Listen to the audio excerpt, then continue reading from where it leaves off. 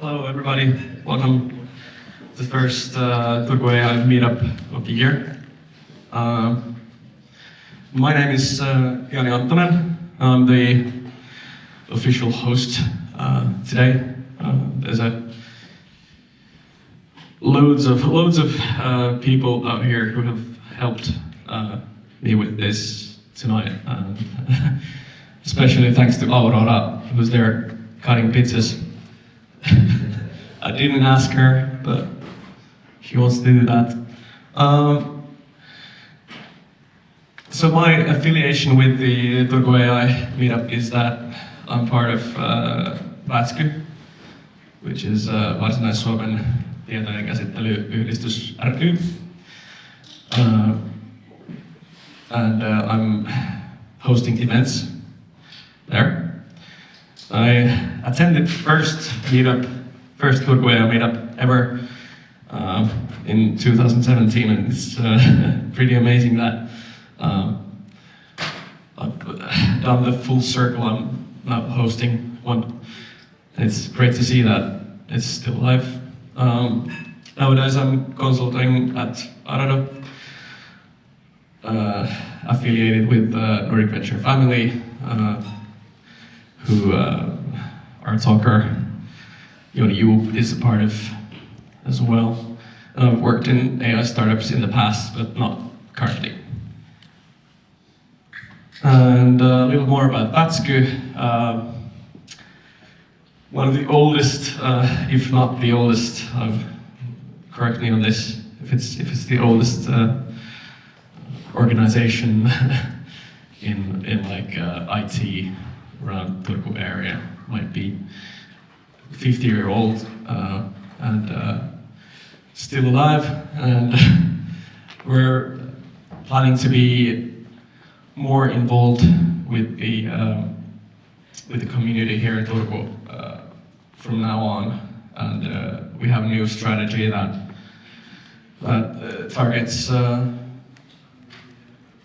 like meetup entities, firms, and all sorts of ICT individuals here in the Turku area, and we're planning to be the hub for meetups and these events concerning ICT here in Varsinais-Suomi. And nowadays we work in English, partly because of Shamil, I think, but otherwise as well because Turku is an international place. And for Turku AI meetups this year, this is the first, but there will be 3 more, and we're planning to host them once per quarter. Next one is in May, and then the next ones after that, so I don't have not the slightest clue, but some clue, but not gonna give any dates yet. And if somebody is new here, we're a meetup for timely and interesting presentations in AI and machine learning. And we're always free to attend, so there's that. And we're searching for talkers, presenters, hosts, sponsors for the current year and afterwards. And I'm gonna have some links put up here, so you can join VATSKY and you can join Turku AI as a host or a presenter in the future. And we all hope you come here again. But now it's time for Joni Joop. Oh, yeah.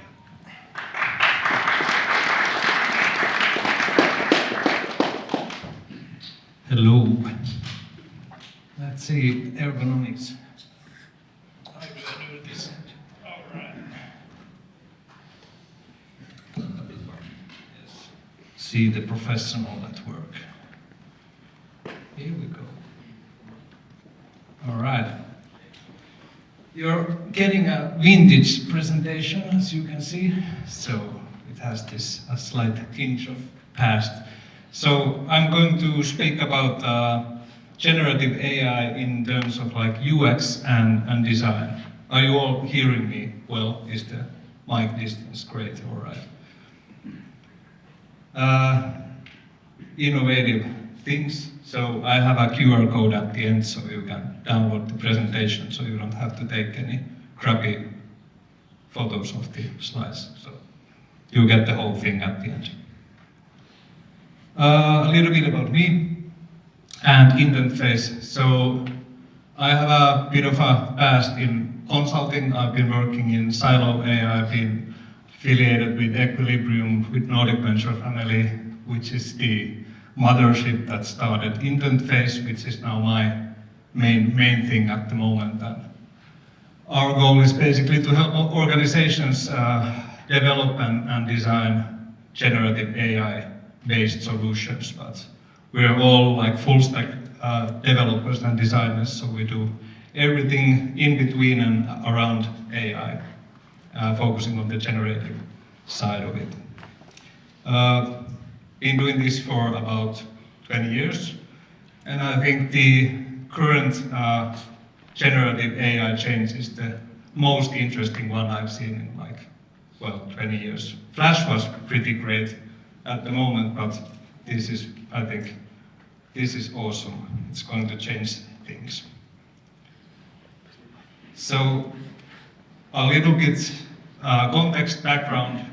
I don't have audio here, so I'm just going to show you some parts of it. Hi, I'm Gary, one of the we instructors have at audio. Color Prompt. Amazing. Before we start to build anything, Oh, positively surprised. So we started looking into generative AI like over 2 years ago when GPT-3 came out, and we did some tests and some prototypes with it. And at that time, we realized that this is going to change the interactions and digital services quite profoundly. And how we started doing something actual with it is that we built this sort of like a drag and drop editor that you can chain different prompts and you can generate images and stuff like that, which was really groundbreaking because it was before LangChain and all of the others. So we were, I think, too early at that point. So I will just show you what this thing is. It's not out of the beta. We're not sure what we're going to do with it, but it's still running. put if somewhere. GPT contains @image, because if it does, we should create an image. So let's add output tag GPT to the first field, then click Add Condition button to add new condition. On the first condition, select Includes from the dropdown.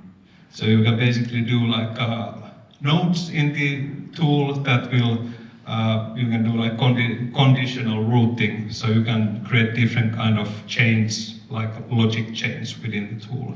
And the cool thing is that then you can Now let's also rename it to image. We want the prompt state prototype your location chain. to be whatever GPT outputs. So you can just let's add write output there tag and once see again. what happens But as we in know, the the chain. output will contain @image in the beginning, and we don't want that in our prompt. Luckily, we can use concept called filters with tags. Anyway, I'm not here to present this, so you can look at the video when you get the presentation. So. Hi, I'm Gary. One of the No, yes. So, this is basically what we do. So basic like design consulting stuff, but really focused on like AI and generative AI tooling and everything that goes with it. And we're like constantly learning stuff. So this is our like a thesis more or less, or what got us excited and how we got our name is that we think that generative AI is going to change how we use computers altogether and really profoundly. And this is basically the starting point that we've been using the same sort of like UI abstractions for 40 years because we haven't had anything better now until now. Because if you talk with your computer, it doesn't really understand any natural like language. So we need to have this sort of like buttons and everything else to represent what we want to do inside the program. So the change is that now we can actually ask our like services and computers to do stuff for us using the way we communicate naturally. So that's the big change that is going to happen. It's going to take a long time because right now this is quite expensive to do at scale, but I think it's going to change like super fast relatively. Here's a small demonstration what these sort of like indent-based systems indent faces. As you can see, it's really smart. How they're, for example, could work in like a car dealership website. This is like a hybrid solution. So we're not going all in with the chat, but we are still retaining some like old elements, so you have some control there. I'm looking for safe electric family cars with good mileage, under 600 euros per month, blue, white or black.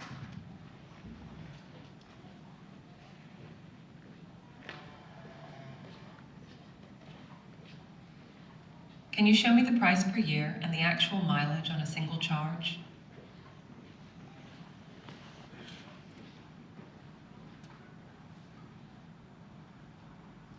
So the relevant things to notice on this really short demonstration, we actually did this prototype version against Nettiauto API.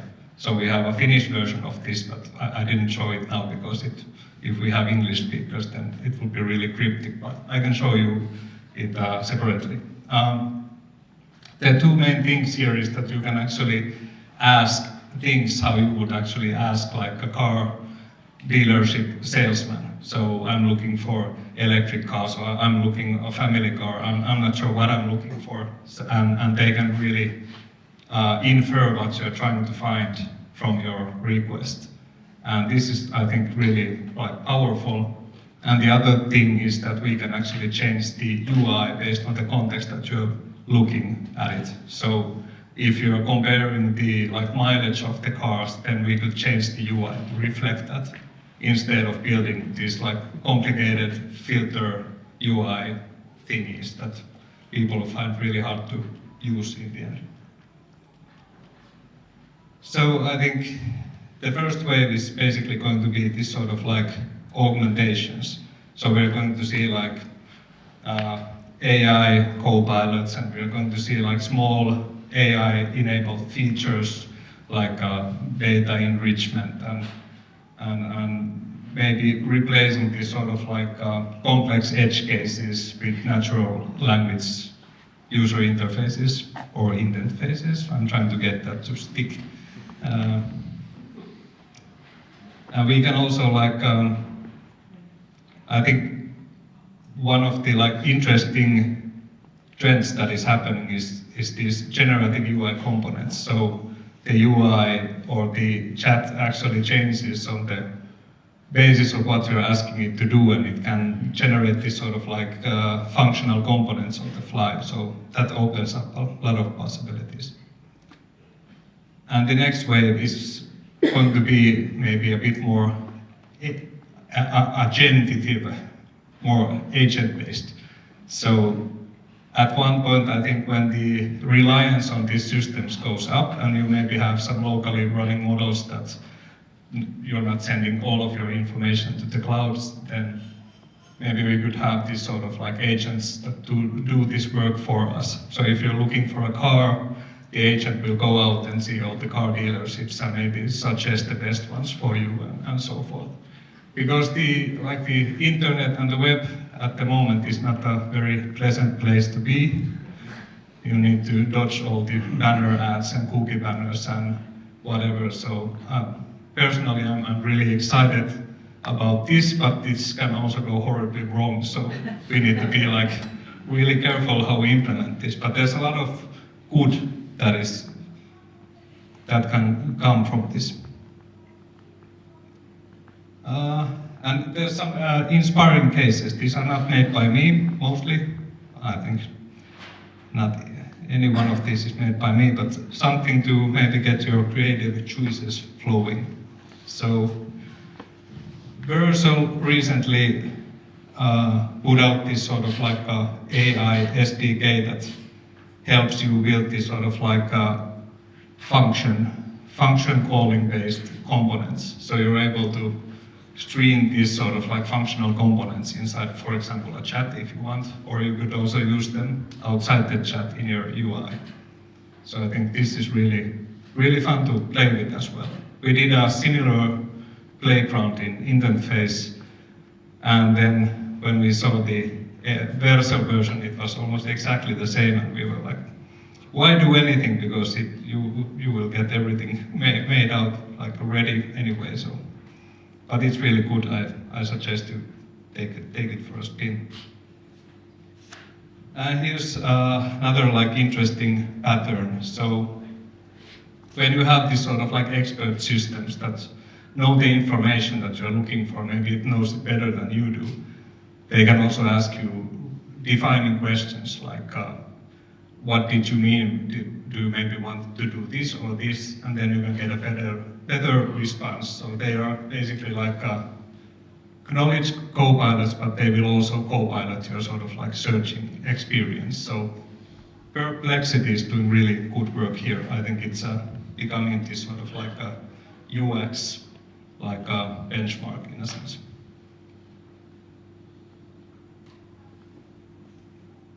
And this, for all the passionate Excel jockeys out there, I can see you getting excited. This is a nice way to implement this sort of like generative functionality inside this more traditional tooling.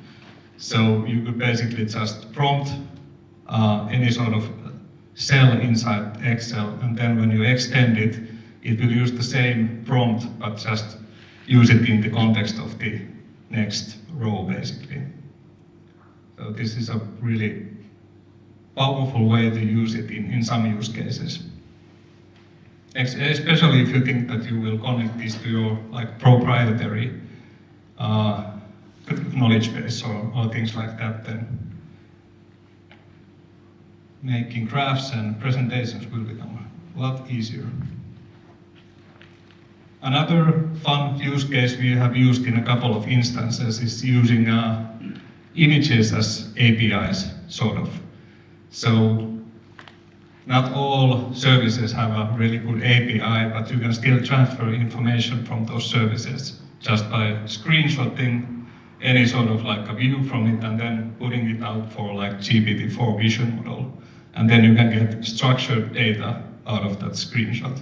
So that's a fun use case. So if you need to like quickly prototype any sort of stuff that relies on visual data, or you're lacking an API or something like that, then this is a fun way to go about it. The one on the right is my running results, and we were seeing that how much does it understand from this Finnish report that I gave out. So it was actually quite okay. So in a sport usage sense, it's interesting as well. And then the other part of sort of my philosophy is that we have all of these graphs and numbers and whatever in all of our sports apps and things like that, but instead of graphs, we usually want to have insights. So what if instead of graphs, we actually get the insights that we want? Hey T, let's break down NVIDIA's latest earnings report for Q4 2023 because it's pretty impressive. NVIDIA has been on fire, with their revenue hitting $1,812 billion in the third quarter of fiscal year 2024. That's a jaw-dropping 206% jump from last year and a 34% increase from the previous quarter. Yeah, nice, NVIDIA. Of course, I wouldn't even listen if it's 2 minutes long, then it's too long, but the idea is nice. So instead of looking at numbers, maybe you get some insights instead. Hey T, let's break down... This is a longer video, so I'm just going to find one tidbit and show it, and you can watch it at home with your kids and your wife. And we'll go grab it for you. As we were talking about before, preparing for like, how do we do a tech keynote? Well, let's rewatch the videos of Steve Jobs unveiling the Macintosh, iPhone, what's another one we can, I'm not blanking. iPad, there we go. And just, instead of pressing enter, you just hit shift enter, and it's gonna go out to the internet, and it's gonna bring 4 videos right back to your sidebar. We got the Macintosh.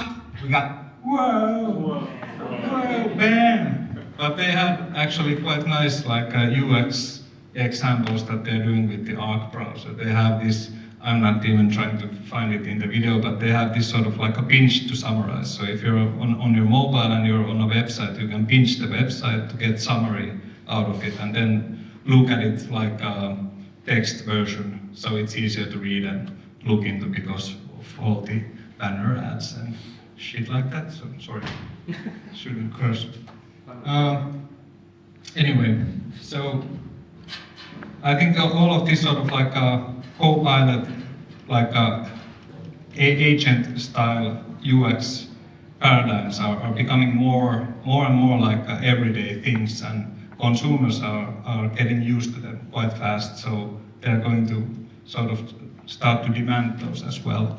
So it's interesting to see how companies are going to use this and not go broke with the current APIs. So we'll go grab it for you. yeah. So this has been our conclusion so far, talking with like I think 30 or 40 different companies about Gen AI, is that it's a good intent phase to knowledge at this moment for tools and creativity, and it can really up like your productivity and let your people focus on complex problems. But what most like business people are right now getting wrong is that they expect the generative AI to give them production-ready stuff out of the box, which is a big risk in many cases. Of course, it can be done, but usually the human oversight is needed more or less because of the hallucinations and things like that. But when people start to view these generative AI models more like assistive technologies, then I think we are more on the right track.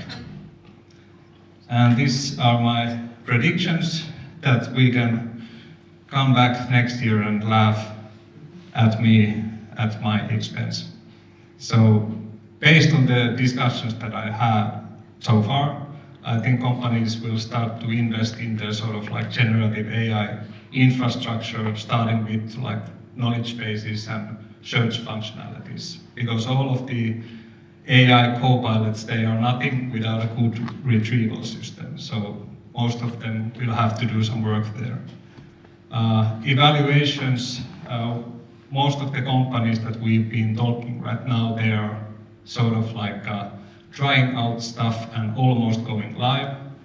And then when they are going live, they are going to be faced with the evaluations and testing of their like implementations. So how do you evaluate the, for example, language model outputs? Are they, if you make changes, are they going to be better or worse after that? So it's a really hairy problem at the moment. And a lot of companies are trying to solve it, but I think it will be a cause for a lot of headaches in the coming year, but also interesting work to be made there. Multilingual AI, because we're in Finland, not all of us speak English as well as I do. So, rally driver in English. Anyway, we've noticed that like multilingual side of the AI models is not that prominent in the discussions, because most of the like hype is going around in the English-speaking audience at the moment. But they are really powerful when you're using them with other languages as well, but because Finnish is a small language, the outputs are not that great at the moment. So they're like the largest models are quite good at maybe inferring some intent that you're trying to give to the model, but when they're trying to generate any sort of like output, their Finnish, it's not so hot at the moment. But I think this is going to be one interesting field as well. And going beyond the hype, I'm super tired of the hype. At this, I think it's coming out of my ears. But I think now that companies are really going live with things and they're going to make some of these profitable production grade things that I think we are going to be hearing about, good stuff, then it's going to change the discussion as well quite a lot. And then, so this is basically how we see next year is going to happen. So this is a really rough map of the complexity of using this sort of system. So most of the companies are here trying stuff, so basically prompting and getting some input outputs. Some of the companies are a lot higher, but like average of the companies that we've been talking to are just going to live, and they are going into this sort of like first retrieval augmented generation type of implementations, and we'll see how it goes. There will be interesting lessons to be learned. That's it, my rumblings. You can ping me afterwards. I'm happy to talk about this stuff at any point, or if you don't want to ping me here, you can connect me and just send me a message. You don't have to preface it, just send me a message and we will talk. I'm very approachable and a very nice human being. Has everybody connected with me? Can I go forward? Good. But you can find me as well, typing my name. I'm probably the only Uniyup in existence ever, so just saying. And here you can get the PDF version of this if you want to look at the videos in full and so forth.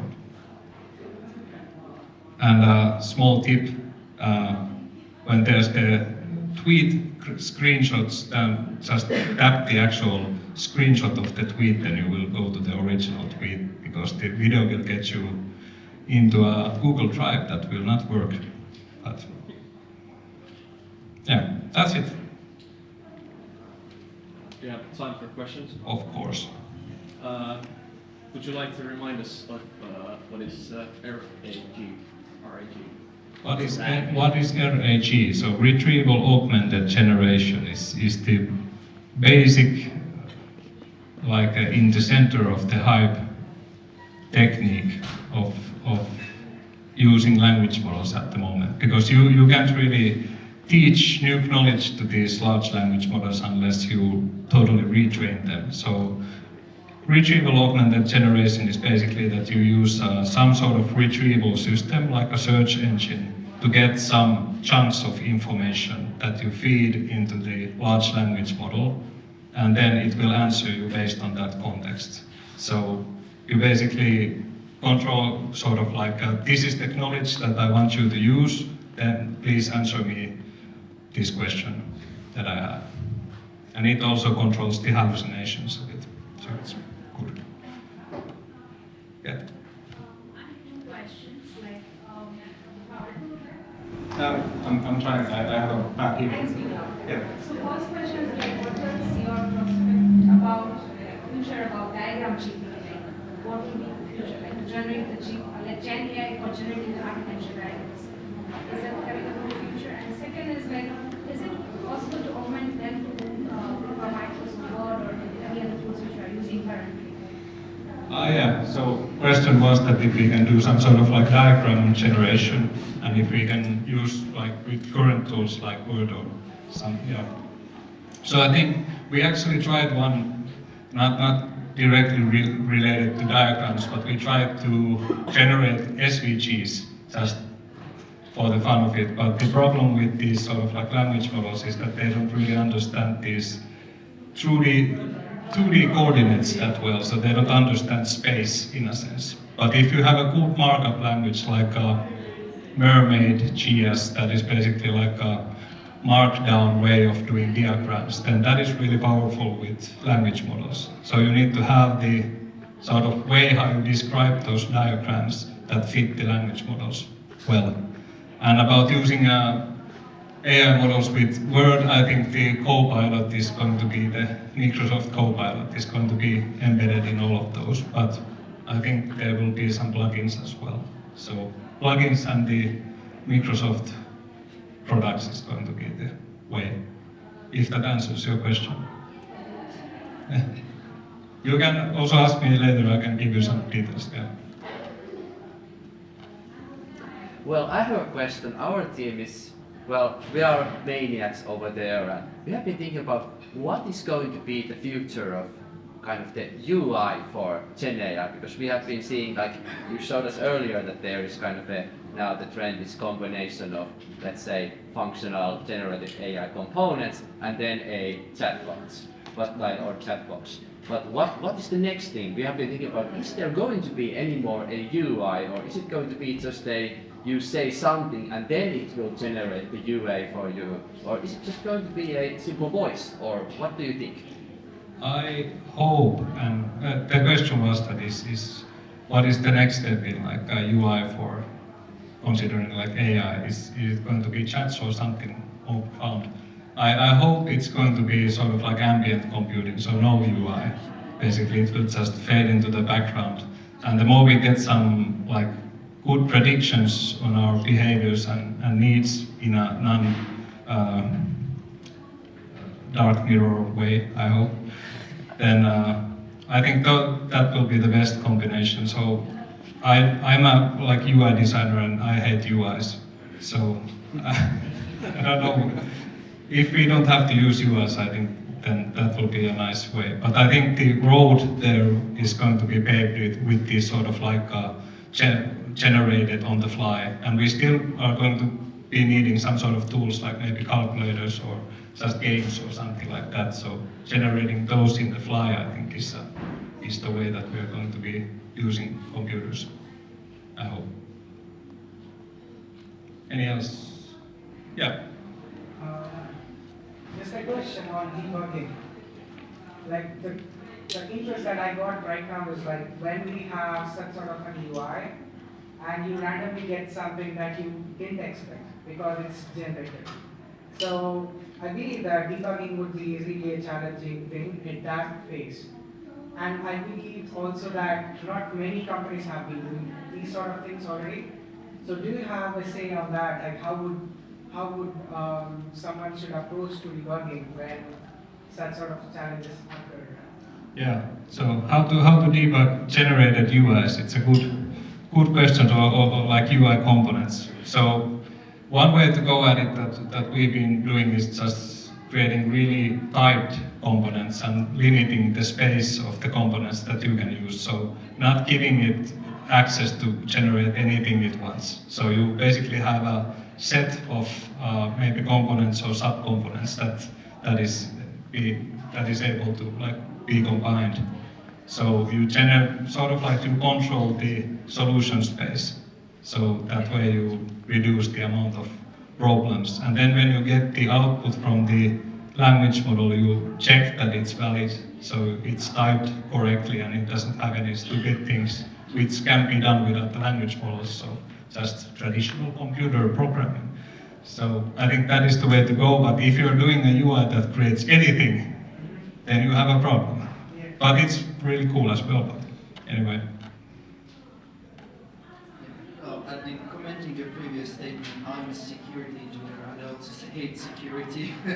But the question is actually is that, what do you think in future? Can the AI actually replace the human, and should we all go to learn prompt engineering in the future? I'm curious about your opinion. Can AI replace humans? I think AI can replace a lot of boring stuff that we do. But I don't think it can replace the human connections that we have. And that is... Yeah, I'm more interested in, for example, generating code or creating UI or something like that. What do you think? Once again, a UI designer, and I can't wait for it to be automated. But like thinking it like this, so I've been doing this design work for 20 years, basically drawing boxes. It's so dumb in a sense, because what I really want to do is solve the problems. I don't want to think about pixel values and how does this thing not align with this other thing.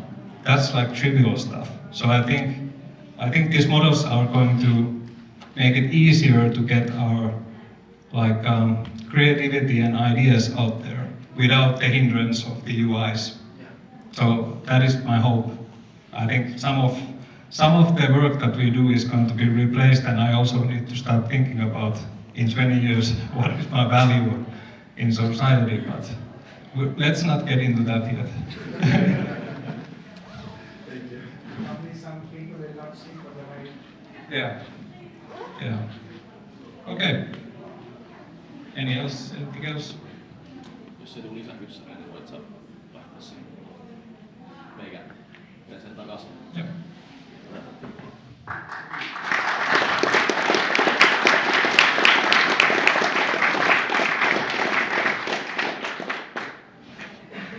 So, thank you, Joni. Another round of applause. No.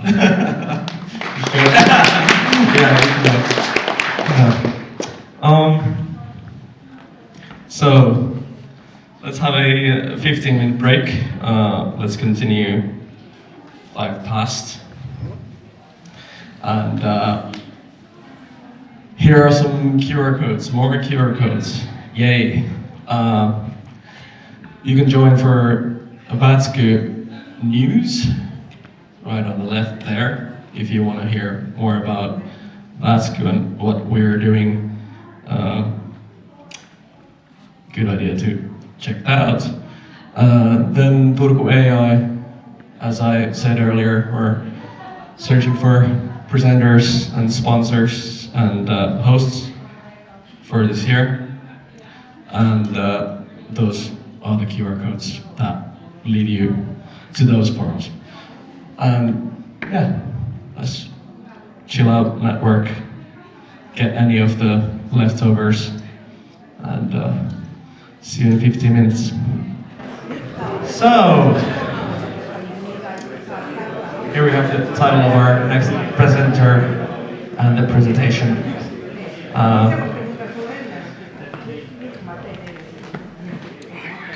He comes from this relatively large company, Telia, which you might have heard of. Iikka, the stage is yours. Yeah, thank you. Well, hello to everyone, and let's just say that I'm going to maybe speak on a more corporate angle because, well, we are a big company and, of course, we are running currently generative AI in our production. We started last year, Q3 was our first app, and we currently this year deployed 6 use cases already so far, and end of the year we are going to look at probably 20.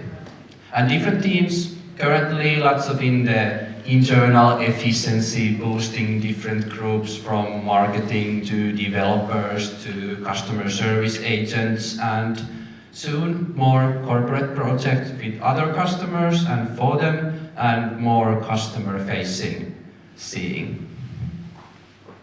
But first, a little bit about myself. There is a DALL-E 3's representation of me. I look pretty good, but my workplace doesn't look that good. It's lots messier table. So, I've been the leading machine learning engineer for this past year, and before, in this position, I was doing kind of the regular, boring machine learning around NLP, and at the time in speech-to-text related contexts. So, was pretty much working on this, and when the GPT-3 API or the first releases came, I was like, well, I went wrong, because I was saying that generative AI in image generation is the big thing, and that's what we are going to do next year. But then language models came. So I was wrong, and good that I didn't publish any white papers during the time. And yeah, generative AI has been on my table a lot. I've been doing pretty much everything related to it. Started from developing, planning architectures, planning use cases, developing them. Currently, some time is also spent jumping with business, what are the possibilities with this technology and improving the use cases and seeing how to push this technology to our products and services and everything. So kind of doing a lot of things for one person, but we have an awesome team and, well, we are basically telling them what we should develop and they are giving us to develop. But today I'm going to talk about maybe a road towards a production setup, what might a production apps look like, what kind of architecture you might want to have to run these applications, and in the end some tips and tricks and something kind of a lessons learned that I would have liked to know when I was in that stage starting up the production. Before production, I think the main part currently is the UX, because these generative AI applications, when you are starting to building them into the already existing applications, it can be quite difficult. Like we saw in the earlier presentation, there are many routes how you can do it. You can just basically implement a chat box and generative AI behind it, and then some APIs, agents, knowledge bases. You can go with the route of more functional components that have like event triggers, which then generate the UI based on those event triggers. So the UX has been a really hard thing that I have struggled with to figure out what's the best way of implementing it to the end user, because in the end, prompting is something that, well, it's kind of writing English and kind of not, or writing your native language. So basically prompting is kind of hard on, let's say, non-techies. Let's say a business person who spends most of his time looking Power BI reports or different reporting software. They are not maybe thinking how to write prompts, how to talk to the systems. So at that point, the UX as a chatbot, it's very bad idea, because they are not getting full of the solution. Next part is data. Every company has their different data warehouses, have different on-prem and cloud systems, and there is just so much data currently. And well, so to say honestly, that isn't so clean. Even in a big company, you need to focus on the data. Whether you're doing vector knowledge bases, whether you are just trying to train your own model or do fine-tuning, or just have the language model to basically interpret you the data, or like in the previous presentation, we had a lot of focus on getting insights from the data. Language models are awesome, but when you have non-clean data or good structure for the data, they really start to suck a lot. Then the top 3 maybe interesting parts for companies is security, privacy, and ethics.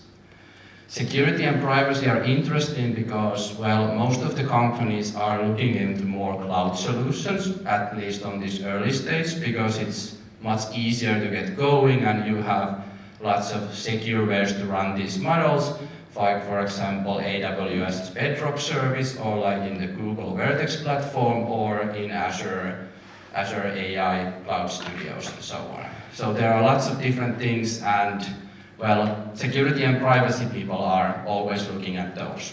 On-prem is awesome, but I'm going to talk about a little later why on-prem is, well, less awesome. And finally, ethics. That's something that, well, when you are doing something customer-faced, the ethics comes in. What you can do with these models, what you can overall do with the AI. AI is an old thing. Well, depends on definition. Greeks defined AI over 2,000 years ago. Then we actually started to do AI 50 years ago. And now, well, now general public is kind of realizing what is AI and what it can do. So ethical considerations, what it can do, what it can't do, these are some conversations that you are going to have when you bring AI. And there is the AI Act coming in EU, which is going to put a lot of effort on it. And I'm going to say that every startup currently working with large language models is going to wait what the EU Act, when it finalizes, or the final draft I think is already released, what it will bring and what you need to consider if you're bringing generative AI into your applications. So, maybe the one topic that I could talk like many hours, but I'm going to try to define this in 10 minutes. So let's try. There are lots of models and lots of choices and pitfalls as well. You can, basically I could maybe say that we have closed source and open sourced. And then kind of how you run these models, well, it depends on which one you choose a little bit. You can run open source models there are lots of already API providers for them. You can host them on your on-prem servers if you have the GPUs, which are currently very under a rock, or you need to have lots of money. And then there are option of cloud services.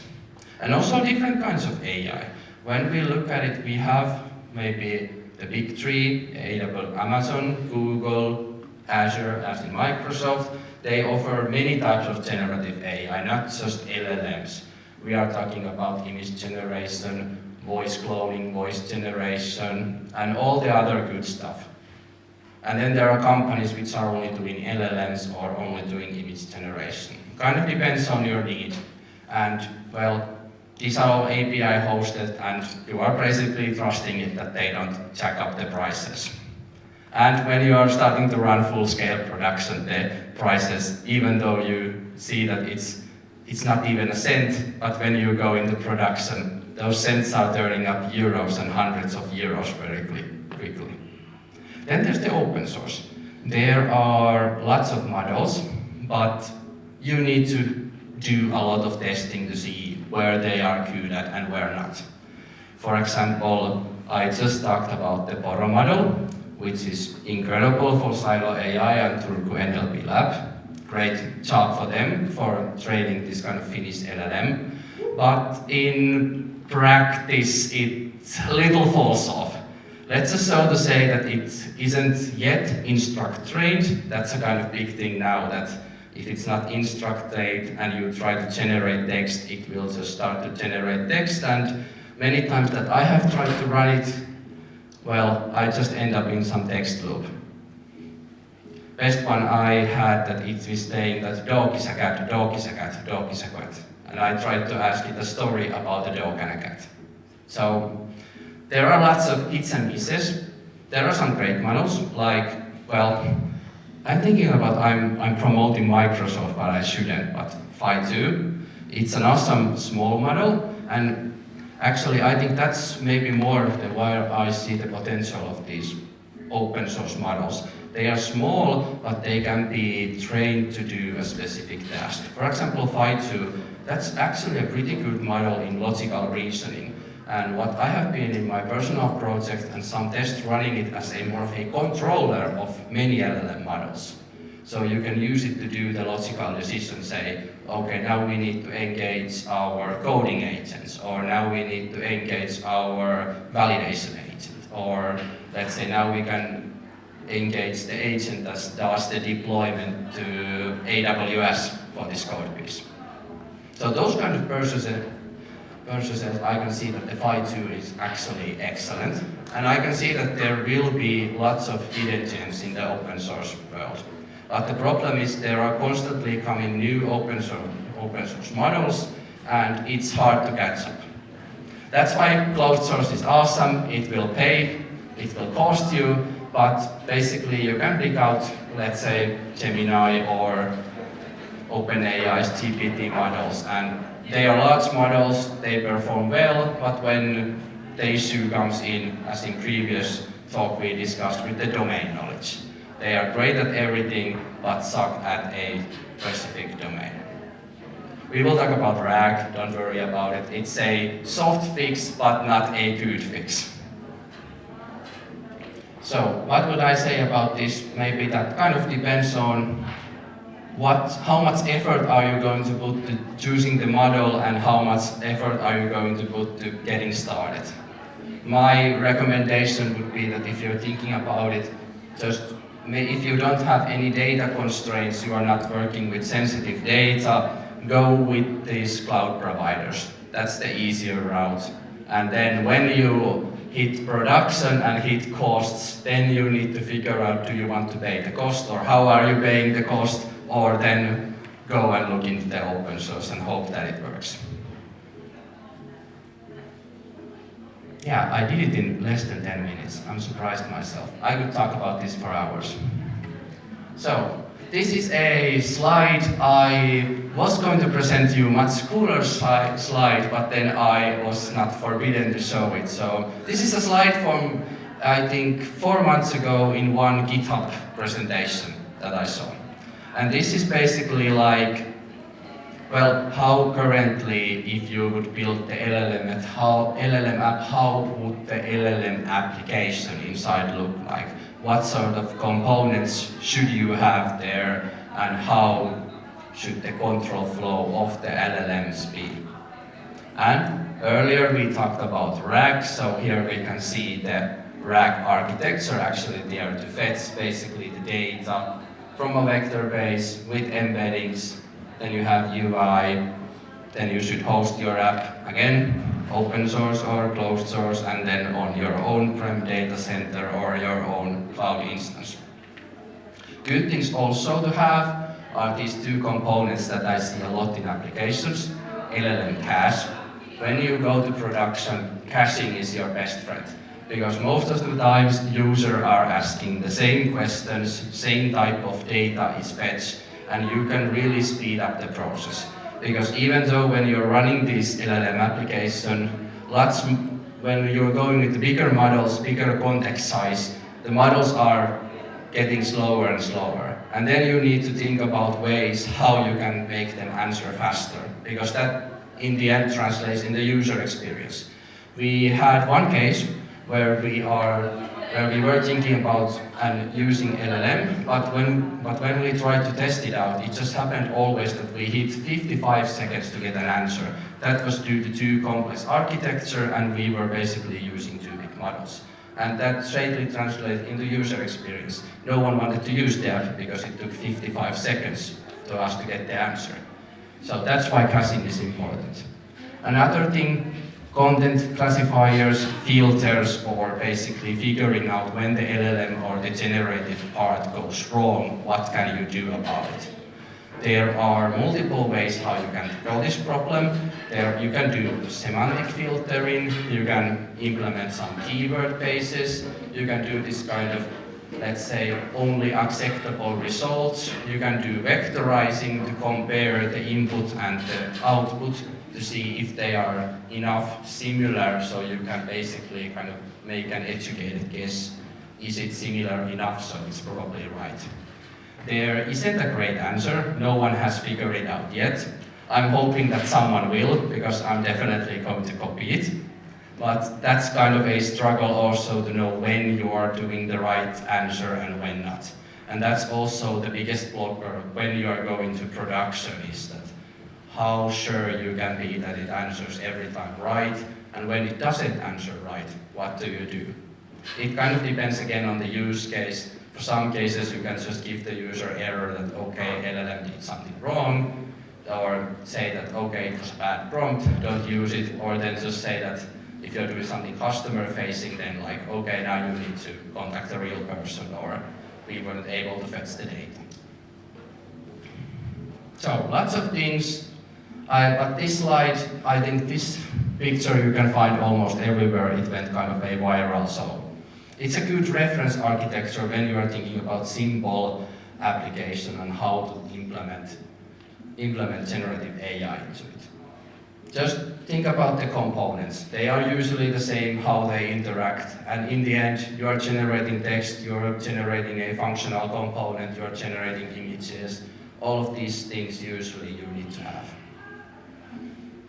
Then I would have an even more awesome slide, but thanks to working in a big company, we have a less awesome slide, but there's awesome things that you might want to copy or you might want to remember.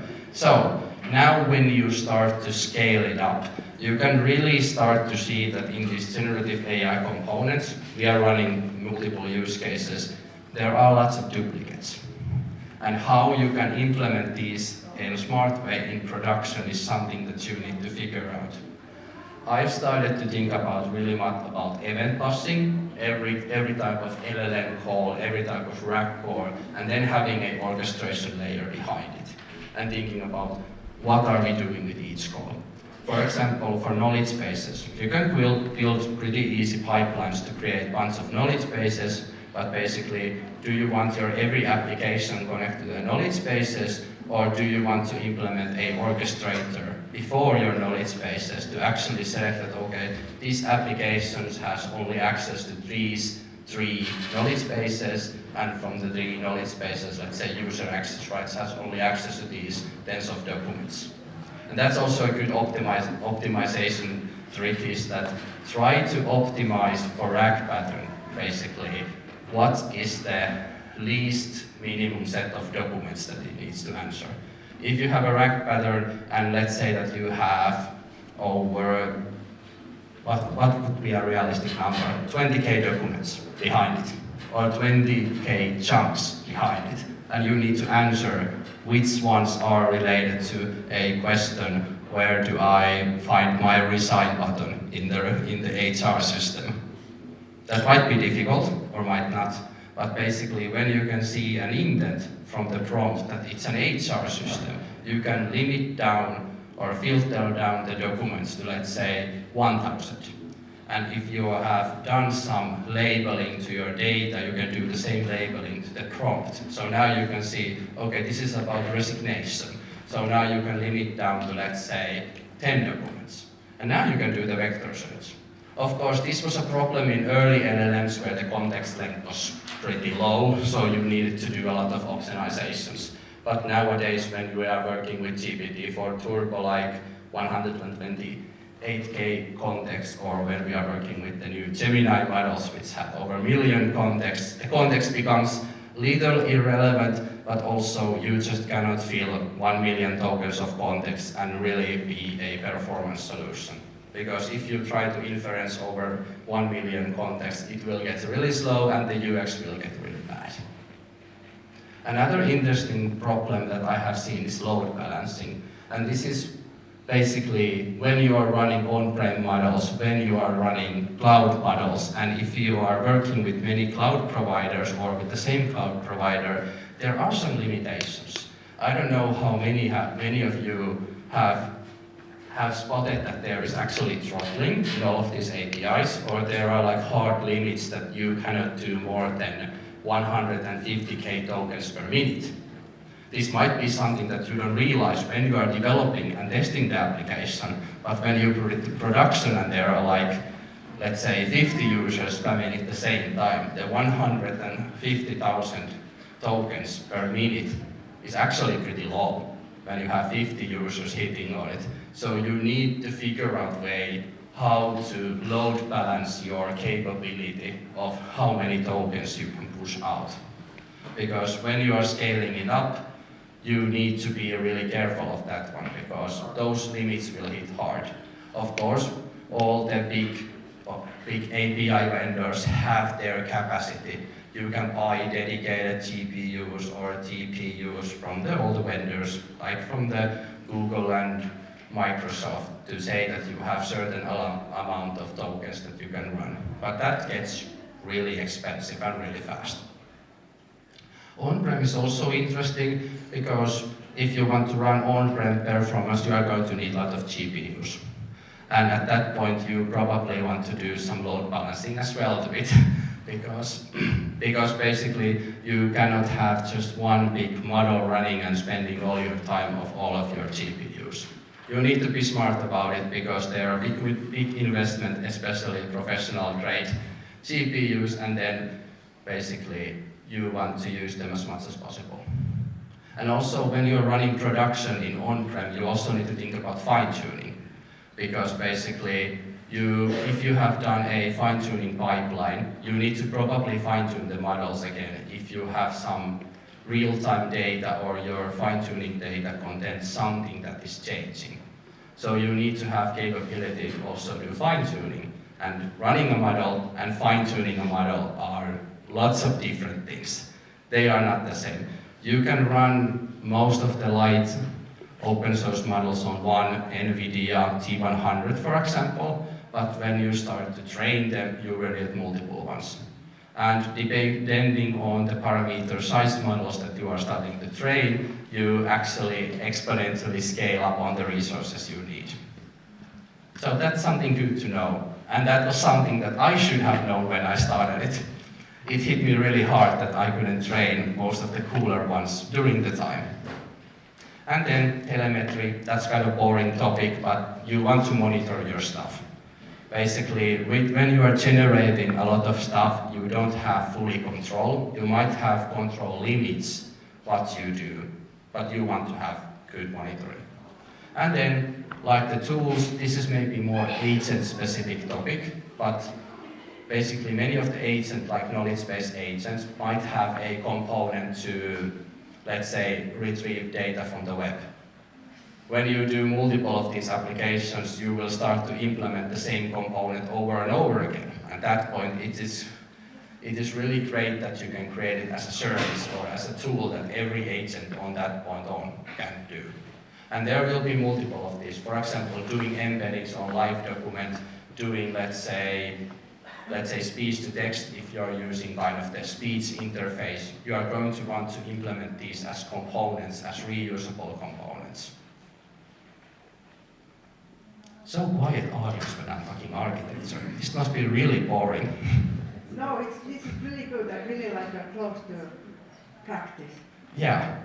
And then one thing that I almost forgot, which I talked about, was very important, caching.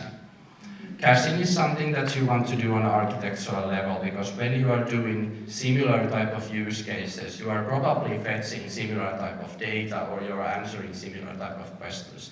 And having a good caching system, there are lots of them. Like, I like to use Redis a lot. It's quite fast, and you can implement it as an on-prem or as cloud solution, and sometimes you can deploy it in the same, let's say, Kubernetes instance. If you have like multiple apps, let's say in marketing context, and they use similar type of data sources, but in a different way, you can easily implement the cache to it. So, some tips and tricks. Well, if you want to get started, especially in production, well, hosted models are easy. You just need to be sure of your costs and the token limits and how much users you are going to have. And be prepared to pay, because it will cost you. On-prem is fun and self-hosting is fun, but you will need, let's just say that you need to have more invest in initial to get it started, and you are probably going to spend a lot more time on setting up, doing maintenance, and so on. Next one, know your frameworks and technologies. Well, you like the comment of insert new Gen AI framework. These are coming now almost every month. There is coming the next big new thing that is going to revolutionize how you work with these frameworks. But I would say get started with something, master it, and then select the next one. I started with LangChain, then went into semantic kernel, then actually jumped into AutoGen, then LlamaIndex. I have dealt in CrewAI, and lately I've been testing out DSPy. That's an interesting framework. That's interesting because it tries to remove prompt engineering completely. That you are not anymore doing prompt engineering, but you are kind of working on these LLMs like they would be functions. So you are trying to write down what's the input parameters and then what is the output. And don't need to write down that you are now an agent creating code, you are a professional Python programmer. So that's kind of very nice. But pick the framework, study what it's good at. Is it good at generating agents? Is it good at generating chains? Is it good at evaluation? Learn it and start to use it. There will be many frameworks. Everything is going to fix up some problem, but as long as you can master one, I would say master one of those top three, LangChain, semantic kernel, LlamaIndex, and then look into more the agent solutions.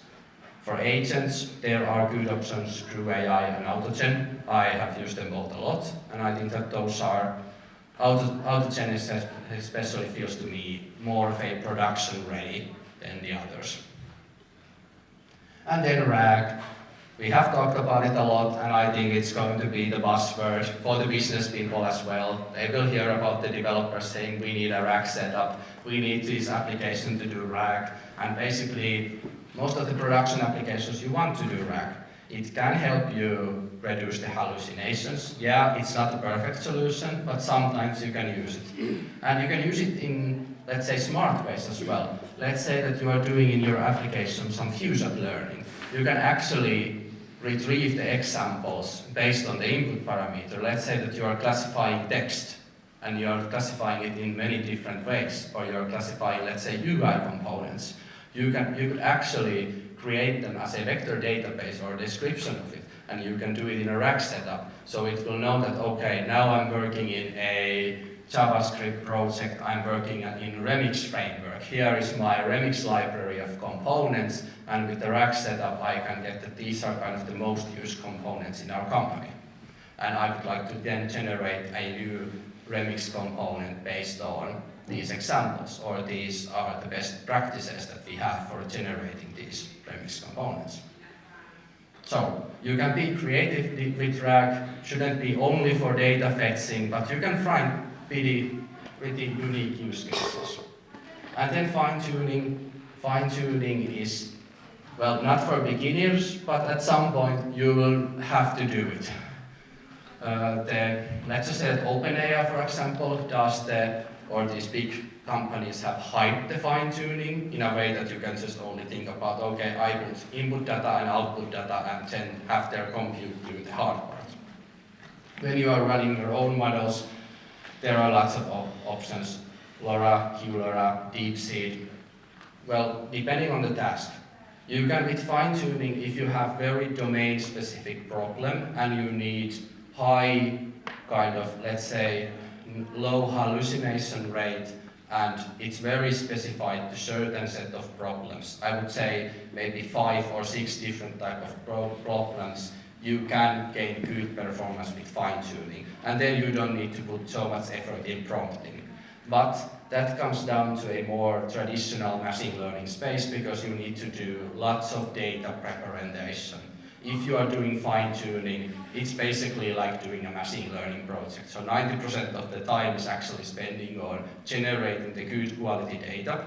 You can use big models like GPT-4 or Cloud 3, for example, to generate the data or generate synthetic data to represent the scenarios. But it's a really hard task, and of course, if you're running it especially in on-prem, you will going to need the hardware. And then maybe finally some lessons learned. Well, the biggest one in the corporate world is that know when to use Gen AI, know when not.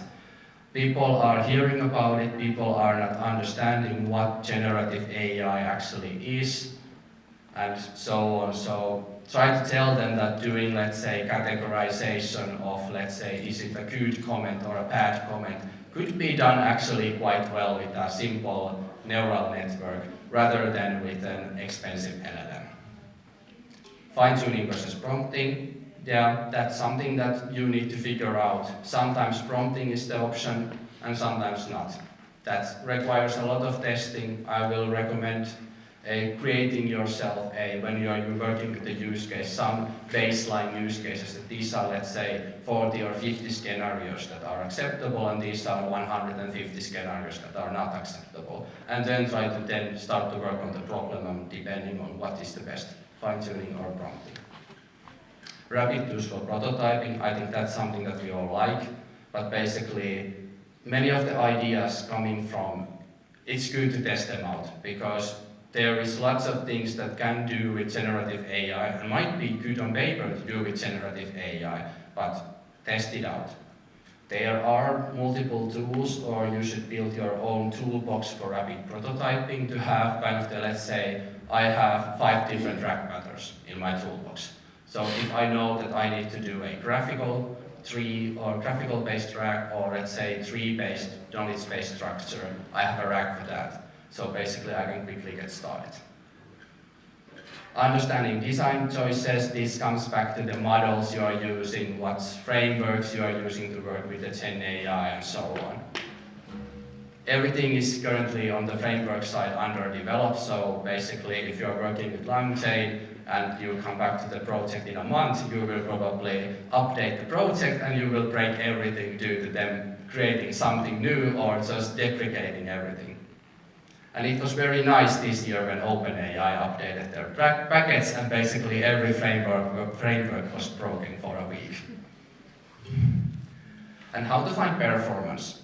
Performance is hard thing. What do you consider performance? If you're working with, let's say, if you need live answers, your performance is going to be how fast you can generate the answer, or how accurately and fast you're going to generate the answer. If you're doing analysis with LLMs, then it comes down to what is the accurate percent of the analysis. So let's say it can analyze 99% of the cases, great, but if you really need 100% of the analyzing accuracy, that's good to define because that's how you can build the testing setup, how you will evaluate the whole result if you can go to production. So testing is important, and when you understand what is the performance needed or wanted, then you can build the test set and then you can actually validate if it's production ready or not. And finally, keep up with the trends. Every new framework, every new model, and big companies like last week during the NWC, Bigstone released a new big model. All the time now under the hype, which has lasted now over a year, it's still happening, and all the time new things are getting, lots of research is done, so there are lots of things happening in the space, and well, I find in my workday, I have actually automated with agents to keep up with the trends. I'll get a report every day to my email box that what's happening in the research space, what's happening in the news space, and then for my popular GitHub repos that I use for Brainworks if there is something major happening. So, thank you. If you would like to now spend a little time, scan this QR code. There is a feedback form. I will appreciate it if you leave feedback, and you can find me LinkedIn like the previous person. Like the previous person, I'm a unique myself, so you don't find any other in the same name. So, Never.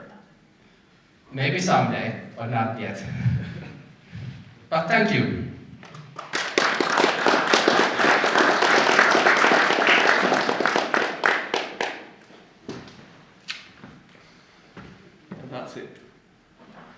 And that's it for today. We still have like 15 minutes or so official time to, well, get the last few Pepsi Maxes in there and some chips and network. And, what? Questions? Yeah, Questions. Yeah, I can take questions as well. Yeah. Yeah, questions as well. Thanks. Can I start? Yeah. So, for me, a problem would be going public or facing the user, consumer, the normal people, because people are smart, and some will start to abuse your system. So how would you stop it? Where do you draw the line? I mean, I get the fallback, contact the whatever human agent, you cross some line, but any rules on that? Rule of thumb? I would say that this is the time when I talk to business people that what is the worst thing that you want that the user can do, and define it from that one. But basically, when you are going customer facing, well, let's just say the typical case of almost every company that is customer facing is doing is chatbots. So define what are the things that chatbots can do. So, okay, chatbot can answer the basic questions. Chatbot cannot ask you how much you are going to refund because you built them wrong, or how much you are, let's say, need to pay for a new subscription.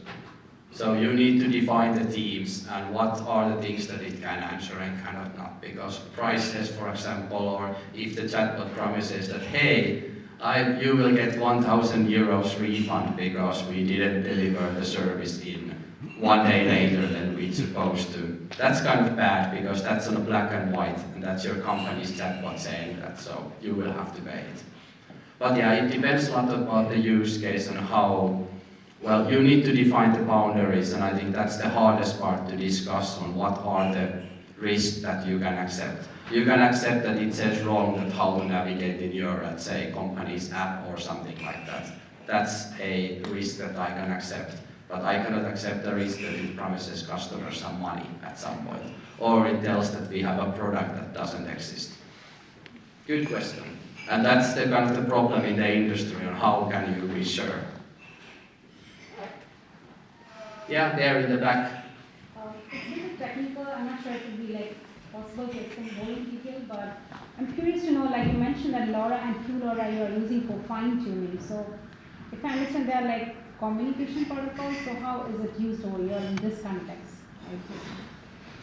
They are QLoRa and LoRa are kind of low-rank adaptations. So basically you are freezing part of the network and the output parameters, and then you are basically only, kind of goal of is that you are not basically trying to relearn the whole network. You are freezing only certain parameters from the network, and that's how you can basically implement new output parameters. So basically, if your network didn't know that cat is an animal, you can basically do fine-tuning on, let's say, data that says cat is an animal, and then it will remember that cat is a new parameter or change parameter in the network that relates to a cat, relates to an animal. But basically, you would need a lot of documents if you want to change what animal means in the network. So means like there are multiple nodes, for example, like consider a network and there are multiple nodes, it's getting different kind of data through LoRa, right? So when the data changes, you fine tune by using that change data? Is it like that? Am I understanding correctly? Yeah, you are changing the network or forcing the network to behave certain way. But problem of these fine-tunings is that you will also change the network in a way that you are forgetting parameters. So every time you are doing fine-tuning, you are risking of breaking the model. So let's say, for example, if we train too much that cat is an animal, let's just say that if you fine-tune the network too much, it will say that anything is an animal or anything is a cat. So it's tricky, and I would avoid doing fine-tuning if you have to. And is it secure? Sorry, last question. Yeah, it's secure because it's your, basically most of the times when you do this, you are doing it with your own model, your own hardware, so it's secure, it doesn't leak out to anywhere. Yes? You recommended cache common questions. So would you actually mind recommending an architecture of such a caching? What is the best practice for that? Well, I think that for caching, first you need to run the system without caching, or then you need to have kind of predefined that these are the common questions, and then run them once with the LLM network to get a good answer, and then cache them. You can implement in the UI actually some of these features, like you can have a thumbs up and thumbs down button, so you can start to cache out all the questions that the end users are saying that this was a good answer, and you can cache those. And then you can also, well, this is a trick that you can do, but if you know the questions, you can basically run them against the LLM as long as you get a good answer and cache them, and you can always like cache them. One thing that you can do is actually do some time analysis. So if there is let's say in an hour's time, the customers are asking the same question 3 times. Then the 4th time when the new question is asked, you will just automatically cache the answer. There are lots of ways how you can do it. I would say the easiest one is to implement thumbs up and thumbs down button into the UI, and when the customer pressed that this was a good answer, then you save it and use it for later. Of course, you might want to clear out the cache sometimes, because if you save something in the cache that is time relevant. Let's say that there is an event coming and your chatbot says it's in 2 days, and then the event has gone up and someone asks about the event, and then it says, yeah, it's in 2 days. So some management needed. If you are caching something with a date or let's say price, I would say that implement in your cache some tagging. So let's say that here is a number data or there's like a date. And then you can check out that what the date is, and if it's like a past date, then you can, if you know that you're only going to show upcoming dates, then you can delete those lines. Thank you. Yeah? Yeah, maybe this is trivial, but let's say you did some fine tuning and you broke the model. Let's say with the cat is an animal. How do you roll back? The easiest way, you will just take up the model and start all over again. That's the only way, because with fine-tuning, if you would start a new or a new model, or you wanted to forget the model that cat is an animal, and if you would start to fine-tune, you will actually cause the model to overfit, and then it will, probably you are now training it with two very different things which are hitting the same parameter, so basically it will come out as nonsense. So the good way for fine-tuning is that you will do the fine-tuning, save up the dataset and save up the parameters you actually started before fine-tuning. So then you can go back and start from the parameters that you have saved. And if you know that what's changed in your fine-tuning set, then remove those from the dataset. But again, that requires you to do some analysis from your dataset. So let's say that in the dataset there were dates, and now the dates are gone. I need to remove that from the fine-tuned model, redo the fine-tuning, and then deploy it again to production. And that will become actually very costly, because if you are fine-tuning that sort of information, you are basically fine-tuning all the time, and that's bad. You would want to fine-tune kind of a non-relevant things. For example, well, in Terco industry, there is lots of domain-specific words. You would like to fine-tune the model to understand the words and what the words mean, rather than that, okay, this means this subscription and its price is this. You would want to say that this term means that it's this type of subscription.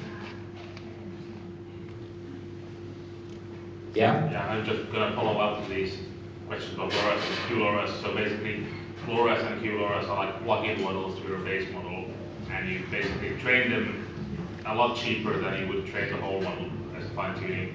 So if you wanted to undo a LoRa, then you would just not use the plug-in model. So, okay. Yeah. Thank you. Yeah? Well, evals, do you have any specific service that you're using to sort of like monitor the outputs, or have you wrote your own? I have written my own. That's the way to go. And I am not going to share it for purposes that it will actually, when it's fully done, it might be worth up something. But yeah, doing evals, well, there are many ways, and there are actually quite many good frameworks already of doing it, but none of them are perfect. I would say the best thing is when you're doing evals, try to do some semantic or vector-based or LLM-based evaluations, and then customize the evaluation set to basically the use case. Thanks.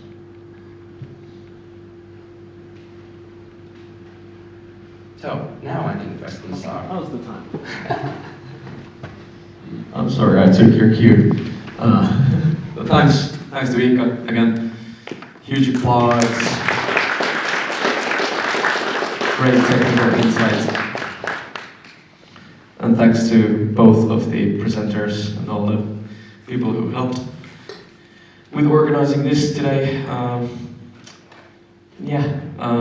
Time's running short, but I don't believe we're in a huge hurry, but about 50 minutes of networking to go, and up until the next one. Please I'm gonna do some checkup on this in meetup.com and do some follow-up messages in there.